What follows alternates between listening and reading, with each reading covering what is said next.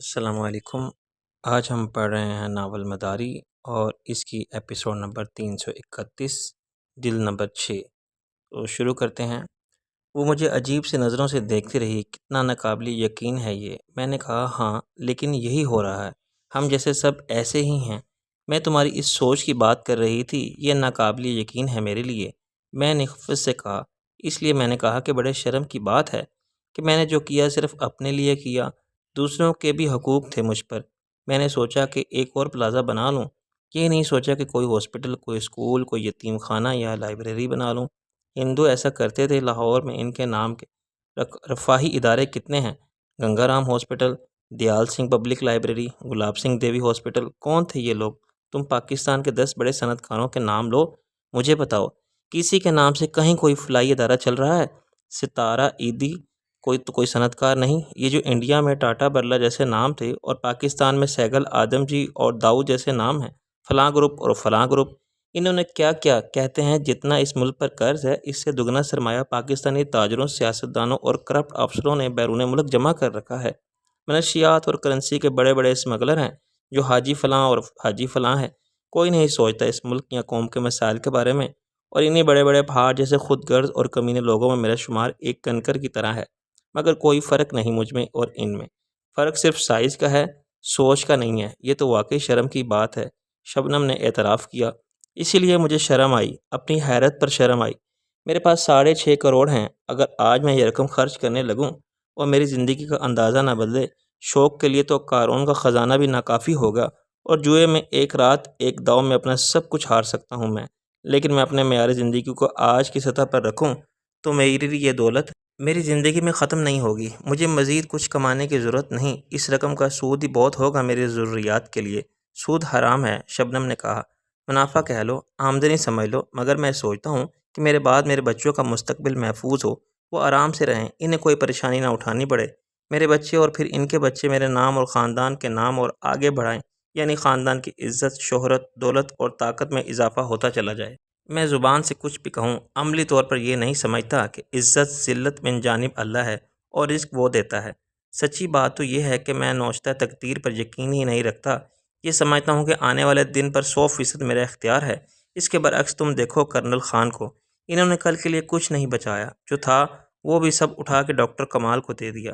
ایک لڑکی تھی، اس کی فکر نہیں کی، اس کا کیا ہوگا، کل کا اللہ مالک ہے۔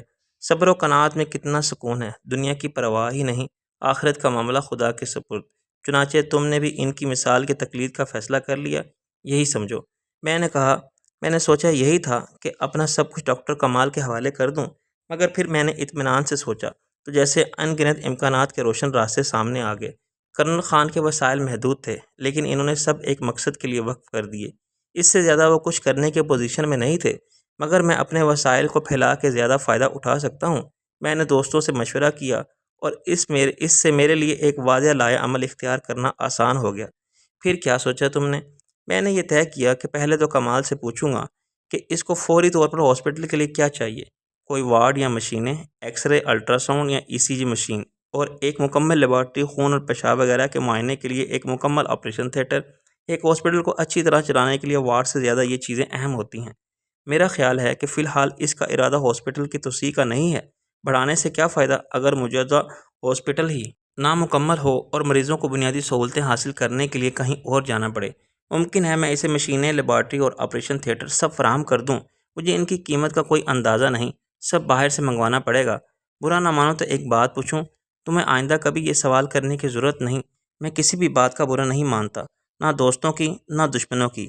میں نے کہا، کہیں تم وہ پرانا کھیل نئے سرے سے تو شروع نہیں کرنا چاہتے، زیادہ بڑے پیمانے پر؟ میں نے کہا، تمہارا مطلب ہے سوشل ورک اور پھر پبلسٹی اور خدمت خلق سے ملک قوم کی خدمت کے مقصد کا حصول؟ شاہ عالم تم ایسے ہی بنے تھے۔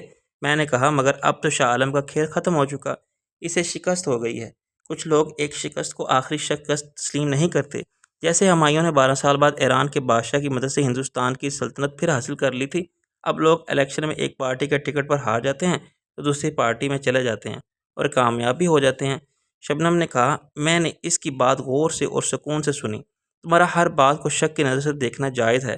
شاہ عالم کے ساتھ تمہارے تجربات ایسے ہی تھے کہ اب ناصر عظیم کی بات تمہاری سمجھ میں نہیں آتی۔ لیکن میں کھوئی ہوئی منزل تک کسی دوسرے راستے سے پہنچنے کا کوئی ارادہ ہی نہیں رکھتا، یعنی اب سیاست کے میدان میں کبھی قدم نہیں رکھو گے؟ میں نے کہا، میدان نہیں دلدل کہو، شاہ عالم ہوتا تو میں یقیناً اپنے دوست کمال کے لیے بھی یہ سب کچھ بے غرض ہو کے نہ کرتا، اس میں بھی اپنا فائدہ دیکھتا۔ میری دریا دلی اور انسان دوستی، فیاضی اور قومی خدمت کو بھرپور پریس پبلسٹی ملتی، پریس کانفرنس، تصاویر اور بیانات سے میں پورا سیاسی فائدہ حاصل کرنے کے لیے ایک میڈم ٹیم کے خدمات حاصل کر لیتا۔ لیکن میں شاہ عالم نہیں ہوں۔ مجھے بہت عجیب سا لگتا ہے جب تم اتنے وثوق کے ساتھ یہ بات کہتے ہو، شبنم نے کہا۔ میری یقین کی بنیادیں جیسے زلزلے سے جھٹکے سے ہل جاتی ہیں۔ دماغ خراب ہے تمہارا۔ میرا ایسا کہنے کا مطلب اس کے سوا اور کچھ نہیں ہوتا کہ میں اس زندگی کے دائرے سے نکل آیا ہوں۔ میں ایک بالکل مختلف سوچ رکھنے والا وہی آدمی ہوں جو پہلے ناصر عظیم تھا۔ اصل یہی تھی میری۔ ایسے سمجھ لو کہ ویزا لاٹری نکل آئے کسی کی تو وہ بڑا خوش قسمت سمجھتا ہے خود کو۔ یہ تو امریکہ جا کے پتہ چلتا ہے کہ لاٹری میں اس نے سب کچھ گنوا دیا، اپنا ماضی، اپنا گھر، اپنے رشتے، اپنی تہذیب و ثقافت، اپنا وطن اور اپنی قومی شناخت۔ جسے احساس زیاں اتنا پریشان کرے کہ اجنبیت اس کی فضا میں سانس لینا دو بھر ہو جائے، وہ ایک بار لوٹ کر آنے کے بعد کبھی پھر امریکہ جانے کی سوچے گا بھی نہیں۔ اس مسئلے پر تم سے پھر کبھی بات ہوگی کہ سیاست کے میدان کو برے لوگوں کے لیے خالی چھوڑ دینا کس حد تک جائز ہے۔ معلوم ہے کرنل خان نے کیا کہا تھا؟ وہی جو انہیں کرنا چاہیے۔ اگر وہ ایسا نہ کرتے تو پھر خان اعظم نہ ہوتے۔ انہوں نے ایک وارڈ تعمیر کرایا مگر اسے اپنے نام سے موسوم نہیں کرنے دیا، کہیں نام کی تختی تک نہ ہی لگانے دی کہ یہ سب عطیہ کس کا ہے۔ تم بہت زیادہ متاثر ہو خان جی کے کردار سے، یہ ایک قدرتی بات ہے۔ میری ذہنی اور روحانی پرورش انہی کے زیر سایہ ہوئی ہے۔ وہ میرے لیے ایک آئیڈیل کی حیثیت رکھتے ہیں۔ میں بھی ہاسپٹل کے معاملے میں کہیں سامنے نہیں آؤں گا۔ میری پوری کوشش ہوگی کہ پبلک کو میرے نام کا بالکل پتہ ہی نہ چلے۔ اپنی ضرورت کا اندازہ ڈاکٹر کمال کر سکتا ہے۔ اس کی معاون اور دوست راست کوئن بھی ہاسپٹل کے معاملات کو سمجھتی ہے۔ وہ خود طے کر لیں گے کہ کرنا کیا ہے، کس معیار اور قیمت کا چاہیے، اور ظاہر ہے وہ سامان باہر سے منگوائیں گے یا کوئی انہیں منگوا کے دے گا۔ میں کمال کو خاموشی سے پے آرڈر دے دوں گا، اس میں مجھے اور کچھ نہیں کرنا۔ تم عملی طور پر بھی کمال کے ساتھ کام کر سکتے ہو جیسے کوئن اس کی مدد کر رہی ہے۔ میں نے نفی میں سر ہلایا۔ میں ضرور کرتا اگر میرے پیش نظر اپنی مصروفیات نہ ہوتی۔ فی الحال تم کچھ بھی نہیں کر رہے ہو، شبنم نے کہا۔ میں نے کہا، میں فی الحال اپنی جان بچا رہا ہوں۔ ہاسپٹل میں پبلک آتی ہے اور کوئی بھی مجھے شاہ عالم کی حیثیت سے شناخت کر سکتا ہے۔ اس سے میرا روپوشی کا سارا پلان چوپٹ ہو جائے گا۔ میرے دشمنوں کو پتہ چل جائے گا کہ میں ناصر عظیم کے نام سے کہاں چھپا ہوا ہوں۔ میں اپنا پلان تمہیں بتا چکا ہوں۔ 2-4 مہینے تک لوگ ڈھونڈتے پھریں گے کہ شاہ عالم آخر گیا کہاں۔ اس عرصے میں تم میری مدد کرو گی اور کبھی کبھار اخباروں میں ایسی خبریں شائع ہوں گی کہ شاہ عالم کو فلاں ملک میں دیکھا گیا، یا وہ آج کل فلاں شہر میں ہے اور فلاں کے ساتھ نظر آتا ہے۔ اگر کسی فرضی اخباری نمائندے کا کوئی انٹرویو بھی لگ جائے تو سونے پہ سہاگا۔ ترویج کرنے والا کون ہوگا؟ معلوم یہ ہو کہ شاہ عالم جلا وطنی کی زندگی سے مطمئن ہے اور پاکستان آنے کا کوئی ارادہ ہی نہیں رکھتا۔ اس کا انتظام تم مجھ پر چھوڑ دو۔ تمہاری لندن یا پیرس میں کسی کے ساتھ تصویریں بھی بن جائیں گی، اور بالآخر یہ خبر کہ شاہ عالم پر اسرار حالات میں مر گیا، کسی حادثے کا شکار ہوا، یا اپنے فلیٹ میں یا کسی ہوٹل کے کمرے میں مردہ پایا گیا۔ یہ خودکشی تھی یا قتل؟ پولیس تفتیش کر رہی ہے۔ میں نے کہا نا کہ یہ معاملات میرے دائرہ کار میں آتے ہیں، یہ فیلڈ ہے میرا۔ اس نے مجھے ہدایات دینے کی ضرورت نہیں، تم خود دیکھ لو گے کہ جیسا تم چاہتے ہو ویسا ہی ہوا۔ قتل یا حادثے کی خبر دینے سے گڑبڑ ہو سکتی ہے، وہاں ایک کتا بھی غیر طبی موت مرے تو اس کا ریکارڈ ہوتا ہے، ہوٹل کا نام دینے کا تو سوال ہی پیدا نہیں ہوتا۔ باہر کون پڑتا ہے ہمارے اخباروں کی ایسی خبریں؟ شبنم نے کہا۔ آخر تمہیں بھروسہ کیوں ہے؟ میرا تجربہ ہے، عقل ہے میرے پاس۔ وہاں نہ صحیح، یہاں کونسلٹ یا سفارت خانے اپنے ملک کے بارے میں شائع ہونے والے ہر خبر کو نوٹ کرتے ہیں۔ ان کی طرف سے فوراً ترویج آ جائے گی، مگر ترویج سے پہلے وہ خبر کا ذریعہ تلاش کریں گے۔ مشکل مجھے پڑے گی۔ میں نے کہا، اوکے، جیسے تم مناسب سمجھو کرو۔ کیا خیال ہے اب ہم چلیں؟ کھانے وقت تو گزر گیا مگر کھانا بھی ضروری ہے۔ شبنم اٹھ کھڑی ہوئی۔ ناصر آئی لو یو۔ میں ہنسنے لگا۔ بہت سے مکالمے صرف فلموں میں بولے جاتے ہیں۔ وہ مجھ سے چمٹ گئی۔ نہیں، آج مجھے شدت سے احساس ہو رہا ہے کہ میری محبت جیت گئی ہے، میں تمہارے لیے اہم ہو گئی ہوں۔ میں نے اسے نرمی سے الگ کیا۔ تم ہمیشہ اہم تھی میرے لیے۔ وہ میری اہمیت نہیں تھی، ضرورت تھی تمہاری۔ تمہیں ایک نامور صحافی کی خدمات حاصل تھیں جو تمہارے لیے کچھ بھی کرنے کو تیار ہوتا، اور وہ ایک عورت بھی تھی جو خود اپنا جذباتی استحصال چاہتی تھی۔ میری کوئی عزت نہیں تھی، نہ تمہاری نظر میں نہ کسی اور کی نظر میں۔ مجھے تمہارا اعتماد کبھی حاصل نہ ہو سکا، اس کا احساس آج ہو رہا ہے مجھے۔ میں نے کہا، ناصر عظیم سے مل کے؟ ہاں، کتنا عرصہ مجھے یہ گمان رہا کہ میں تمہارے قریب ہوں۔ مجھے خوش فہمی تھی کہ میں تمہیں جانتی ہوں، شاید وہ میری اہمیت نہیں تھی، ضرورت تھی تمہاری۔ تمہیں ایک نامور صحافی کی خدمات حاصل تھیں جو تمہارے لیے کچھ بھی کرنے کو تیار ہوتا۔ وہ ایک عورت بھی تھی جو خود اپنا جذباتی استحصال چاہتی تھی۔ میری کوئی عزت نہیں تھی، نہ تمہاری نظر میں نہ کسی اور کی نظر میں۔ مجھے تمہارا اعتماد کبھی حاصل نہ ہو سکا، اس کا احساس آج ہو رہا ہے مجھے۔ میں نے کہا ناصر عظیم سے مل کے۔ ہاں، کتنا عرصہ مجھے یہ گمان رہا کہ تمہارے قریب ہوں۔ مجھے خوش فہمی تھی کہ میں تمہیں جانتی ہوں، شاید جتنا میں جانتی ہوں کوئی اور نہیں جانتا، مگر ایسا نہیں تھا۔ اس اعتماد کے قابل اب سمجھا ہے تم نے مجھے کہ مجھے ناصر عظیم سے ملوا دیا۔ میں سوچ بھی نہیں سکتی تھی کہ تم دوہری زندگی گزار رہے ہو، اور تمہاری شخصیت کا جو پہلو عیاں ہے وہ اصل اور حقیقی نہیں ہے۔ یہ تو کسی کو بھی معلوم نہیں تھا۔ میں نے گیٹ کی طرف چلتے ہوئے کہا، رکشی کو بھی نہیں؟ نہیں، میں نے کہا، میں کوئی رسک نہیں لے سکتا تھا۔ وہ بیوی تھی تمہاری۔ شبنم میرے ساتھ باہر آ گئی، لیکن ہمارے درمیان اعتماد کا رشتہ اتنا مضبوط کبھی نہیں ہوا تھا کہ میں اسے سچ بتا سکتا۔ مجھے اس میں خطرہ محسوس ہوتا تھا۔ راز تب تک راز ہے جب تک اپنے سینے میں دفن ہے۔ وہ لفظ بن کے زبان تک آ گیا تو پھر راز نہیں رہا۔ زبان سے نکلی بات پرائی ہو جاتی ہے۔ میں نے گیٹ کو مقفل کر دیا۔ تھینک یو ناصر، آج تم مجھے یہاں لائے، ان لوگوں سے ملوایا جو تمہارے اپنے ہیں، جو یہ جانتے تھے کہ شاہ عالم بننے سے پہلے تم ناصر عظیم تھے، اور ناصر عظیم کون تھا۔ لیکن کتنے خلوص کے ساتھ انہوں نے تمہارے راز کی حفاظت کی۔ کبھی کسی کو پتہ نہیں چلنے دیا کہ تمہارے دو چہرے ہیں۔ کوئی تمہارے عزائم کی راہ میں حائل نہیں ہوا، کسی نے افشائے راز کی دھمکی نہیں دی، بلیک میل نہیں کیا۔ اتنے اچھے اور پیارے لوگوں سے لا تعلق رہے تم۔ تعلق وہ نہیں رکھنا چاہتے تھے۔ ان کی سیدھی صاف بات تھی کہ ہم کسی شاہ عالم کو نہیں جانتے، ناصر عظیم کو جانتے ہیں۔ لیکن میں دوہری زندگی گزارنے پر مجبور تھا۔ میں کیا کرتا؟ میں نے ناصر عظیم کو پس منظر میں رکھا، کسی کے سامنے نہیں آنے دیا۔ اس کی شخصیت میرے سامنے آبائی گھر اور آبائی گاؤں جیسی تھی۔ تم نے دیکھا ہوگا کہ یہ سیاست داں اور جنرل، بیوروکریٹس اور بڑے لوگ، ان سب کا ایک گاؤں ہوتا ہے جس سے ان کی شناخت منسوب رہتی ہے۔ فیلڈ مارشل ایوب خان کا ہری پور ہزارہ کے پاس گاؤں تھا۔ ریحانہ بھٹو صاحبہ کا گڑھی خدا بخش اور غلام اسحاق خان کا پشاور کے قریب گاؤں ہے۔ اور یہ اپنا مایہ ناز فاسٹ بولر وقار یونر، وہ بورے والا ایکسپریس کے نام سے دنیا میں مشہور ہوا۔ ساری عمر اسلام آباد میں، نیو یارک اور کراچی سے لندن تک ہر شہر میں رہنے والے لوٹ کے اپنے آبائی گھر ہی آتے ہیں۔ مجھے بھی آج اپنی اصل میں پناہ ملی۔ گمنام ناصر عظیم خوش و خرم زندگی گزار سکتا تھا۔ شاہ عالم اپنی ساری عزت و شہرت کے باوجود دشمنوں سے چھپتا پھر رہا ہے۔ ڈرائیونگ کرتے ہوئے میں نے اپنی نگاہ سڑک پر رکھی۔ شبنم بہت خوش تھی۔ ناصر، یہ بڑا عجیب تاثر ہے، بدلا کچھ نہیں ہے سوائے تمہارے نام کے، مگر مجھے لگتا ہے سب بدل گیا ہے۔ یہ دنیا بھی وہ نہیں رہی، میں وہ شبنم بھی نہیں ہوں۔ میں نے مسکرا کے کہا، کیوں؟ ایسا کیوں لگتا ہے تمہیں؟ میں نے مسکرا کے کہا، کیوں ایسا کیوں لگتا ہے تمہیں؟ شاید اس لیے کہ عزت و اعتماد کا یہ رشتہ نیا ہے میرے لیے، جو ناصر عظیم کے اور میرے درمیان آج قائم ہوا۔ شاہ عالم کی نظر میں کوئی عزت نہیں تھی میری، اس کے لیے میں بس ایک کھلونا تھی۔ میں اپنے آپ کو بہت بے بس، مجبور اور بعض اوقات بہت گرا ہوا سمجھتی تھی۔ اتنی بے بس تھی میں اپنے جذبات کے ہاتھوں، اور شاہ عالم نے میری کمزوری کو اپنی شہزوری بنا رکھا تھا۔ میں اس کے اشاروں کی غلام تھی، کٹ پتلی کی طرح۔ شرم آتی ہے مجھے آج یہ اعتراف کرتے ہوئے، مگر یہ حقیقت ہے کہ اس کے لیے میں ذلت کی کسی انتہا تک جا سکتی تھی۔ وہ کہتا تھا میرے ساتھ پیو، تو میں اس کی ناراضی سے ڈر سے انکار نہیں کر سکتی تھی۔ اگر وہ کہتا کہ میرا دل بہلانے کے لیے ہو، میں نے کہا، بس کرو شبنم، مجھے اور شرمندہ مت کرو۔ مجھے سب معلوم ہے کہ میں تمہارے ساتھ عزت کا برتاؤ نہیں کیا۔ I am sorry. جو وقت گزر گیا اسے بھول جانا چاہیے۔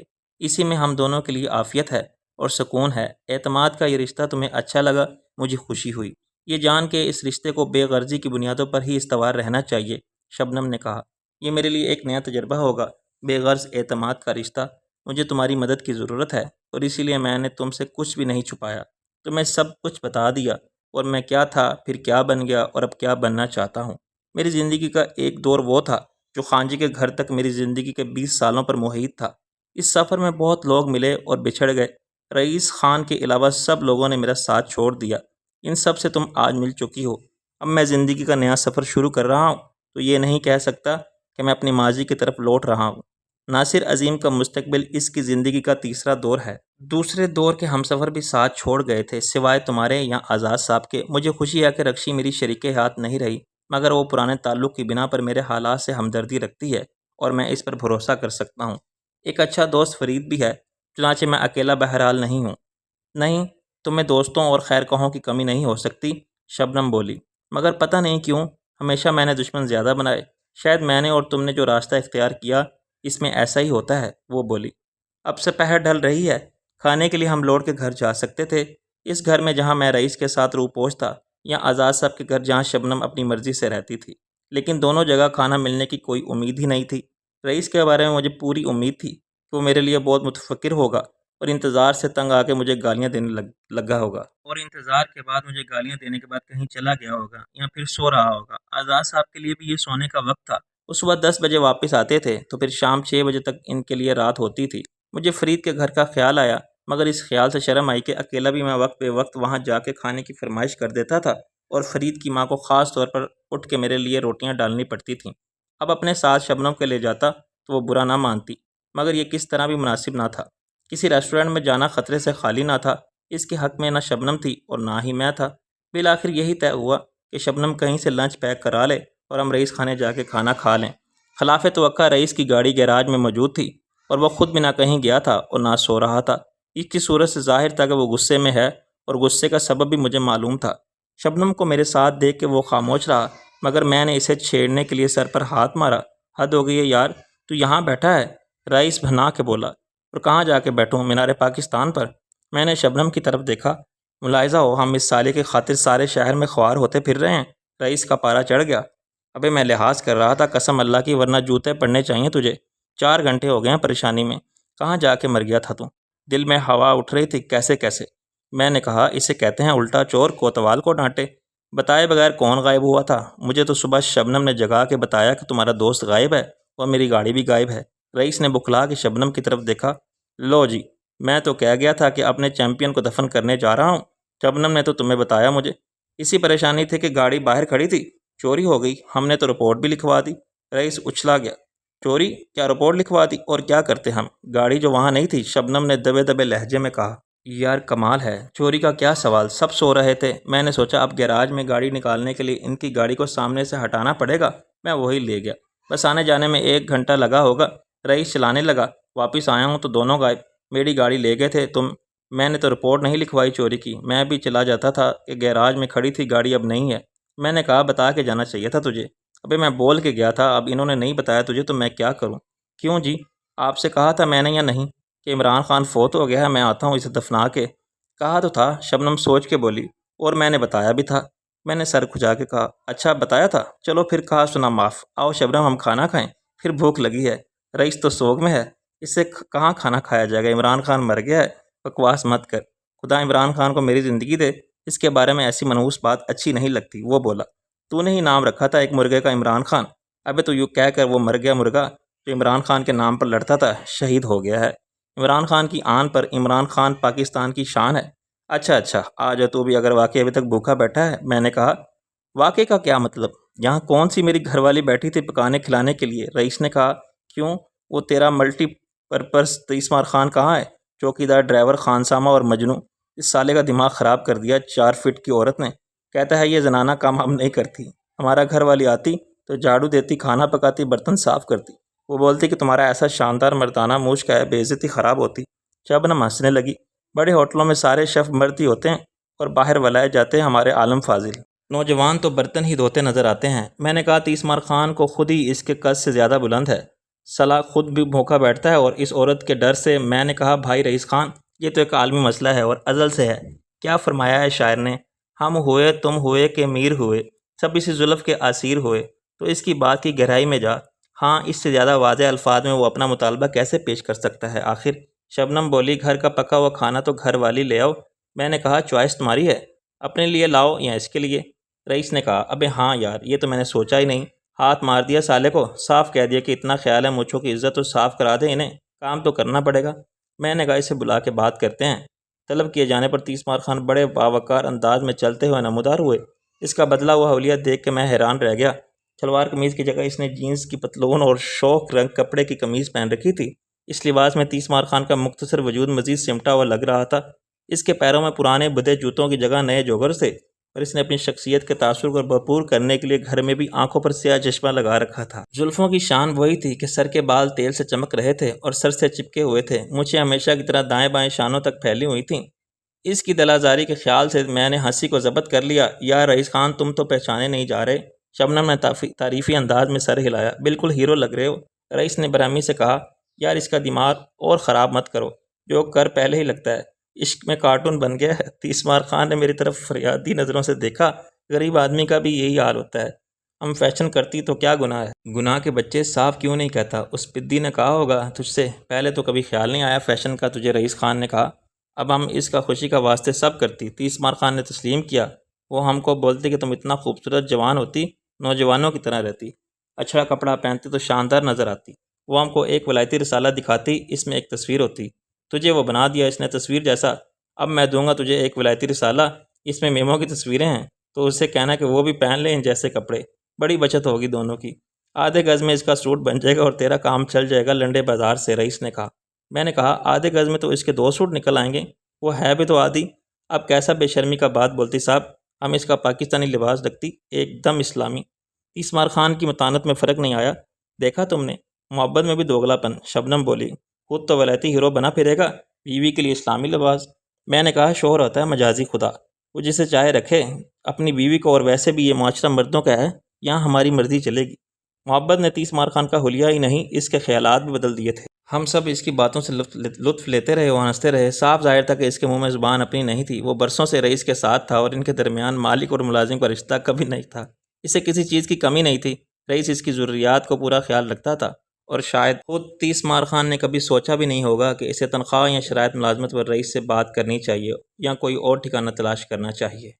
میری یہ آج کی ایپیسوڈ آپ کو کیسی لگی مجھے کمنٹ سیشن میں ضرور بتائیے گا، اور ہاں میرے چینل کو ضرور سبسکرائب کیجیے گا۔ آپ سے ملتے ہیں اگلی قسط میں، تب تک کے لیے اللہ حافظ۔